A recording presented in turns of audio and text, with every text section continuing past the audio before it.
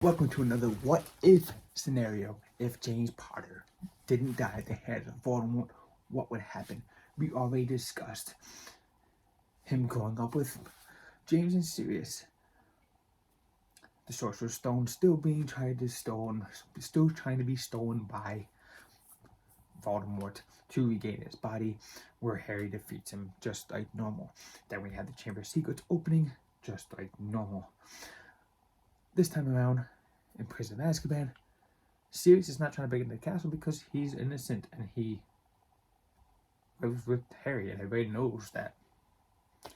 So they just happen to find out that Peter is hidden as Ron's rat scabbers, and they try to hunt him down, but Peter eventually does escape. Now we come to the fourth year, and the big question is, does Cedric die? Yeah, I think Cedric always dies, no matter how you look at it. So let's get to the Goblet of Fire. Hit that like button, hit that subscribe button, and let's get into the what if scenario of Goblet of Fire and possibly continue to Order of the Phoenix. We'll see how far I can get.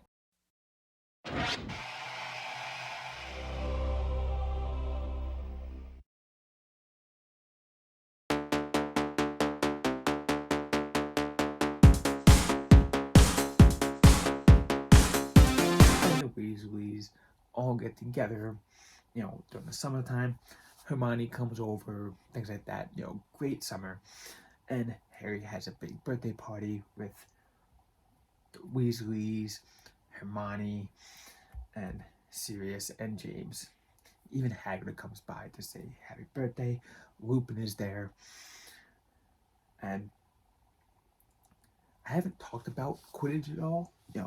Obviously, in the first book, in this what if scenario, Harry still protects Neville and the Memberall and with Malfoy, and is still on the team as a first year. So his dad is like ecstatic. I could do it with my son, Seeker of the Gryffindor team, his first year. Damn. I'm proud. So yes, Harry still is the Seeker of the Gryffindor team for the past 3 years. So Harry had his Nimbus, obviously. So this year for his birthday, Sirius goes, you know what? I'm gonna buy you some nice.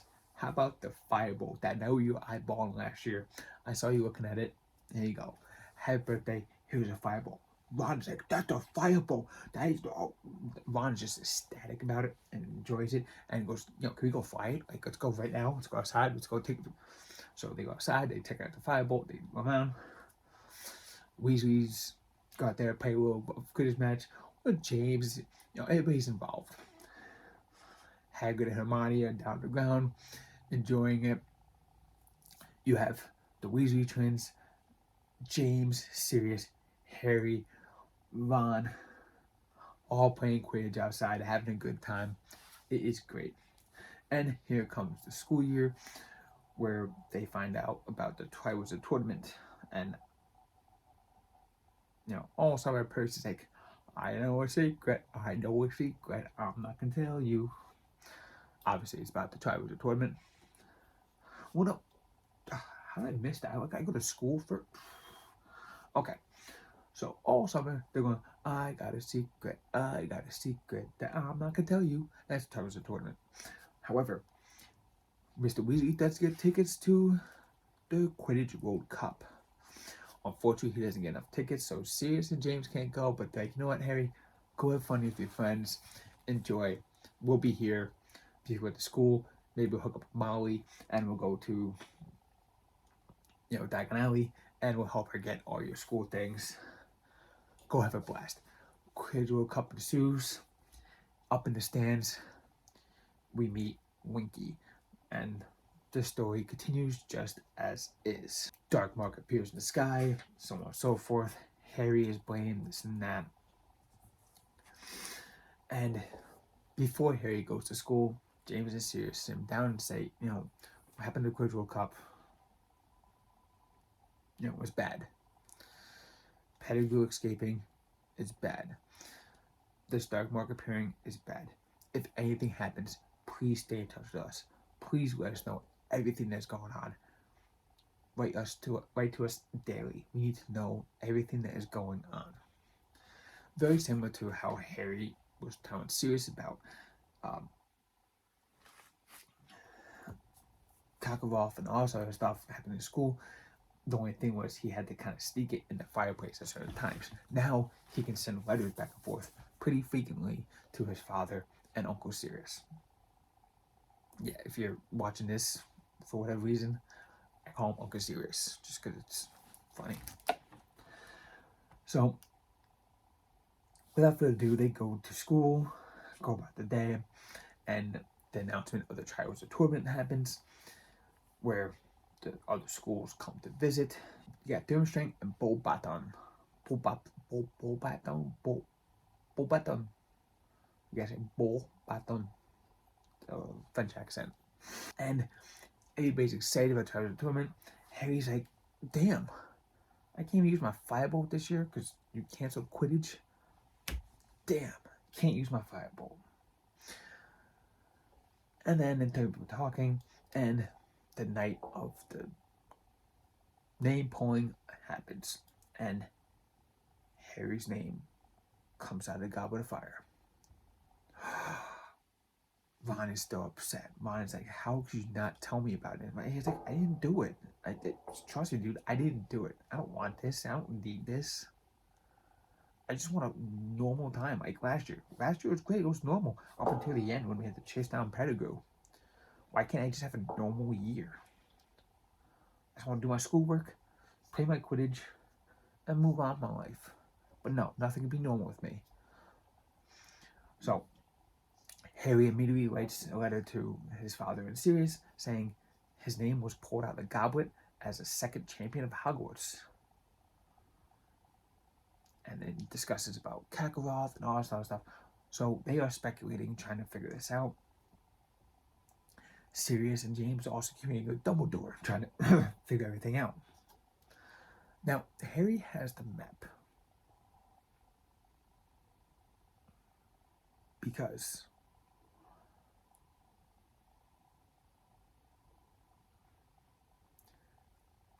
he has the map because his dad gave it to him and says, hold on to this because you might need it. Just watch your back. Doesn't take it out right away. Doesn't really think about it too much because if he did, he would see that Crouch was already at the school, and he might possibly see two Crouches, but he's not focused on the map. Although his father told him, check it every day. Keep it with you at all times. Harry doesn't listen, because if he did, he would see two Crouches. He wouldn't see Moody on the map, he would see two Crouches. And the story would have been solved almost immediately. Like, hey Dad, I see two Crouches on the map. Is the map broken? No, the map never lies. So yeah. That would be an interesting thing to see. So, movie plays out basically the same. Crouch is, Mad-Eye Moody. Crouch is helping Harry with the tournament. At this point,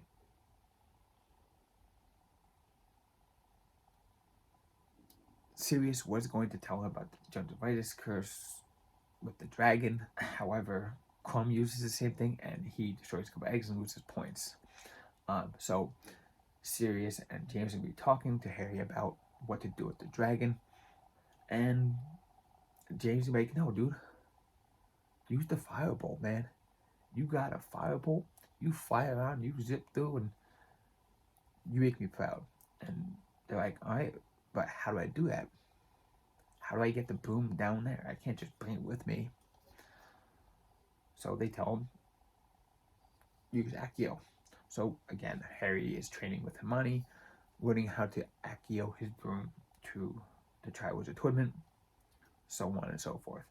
Gets the egg, tries to figure out the egg clue. He can't.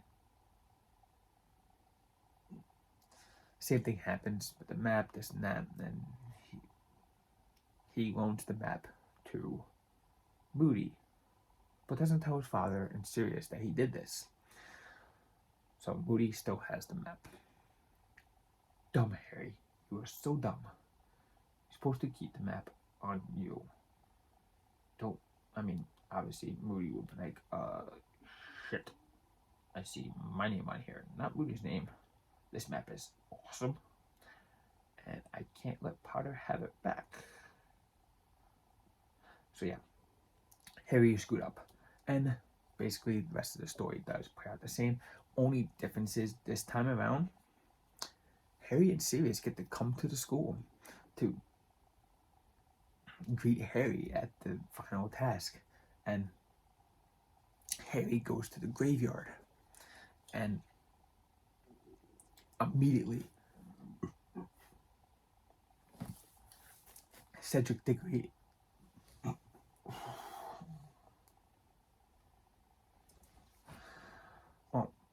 let's backtrack here for a second. Harry does spot Sirius, Snape pulling up his arm, showing something to Catcloth, but doesn't see what it actually is, revealing the dark mark. So he says to his father and James, Sirius, like, oh, it's a little fishy. And they're like, he was weird that year, but Dumbledore will trust him, so I wouldn't worry about it too much. Of course, they don't know how the dark mark actually works, that it is burning because Voldemort is coming back. They don't know that. But Dumbledore does, because Snape has been telling him all year, like, it is getting darker. It's here. Like, so Dumbledore's in the loop. Dumbledore might be in the loop with Sirius and James a little bit there. Like, don't tell Harry too much, but he's questioning a lot of things he probably shouldn't be, and just keep him in task. He'll get there one day. Like, we'll talk about this one day. And yeah, so let's go to the graveyard. After you go to repsports.com, that's REPP sports.com, use coupon code Johnny Huey, save yourself 15% off. Raise energy, best damn energy you ever have. 0 sugars, 0 calories, 0 dyes, full of amino acids, caffeine, and vitamins. Everything you need to get through the day. Oops.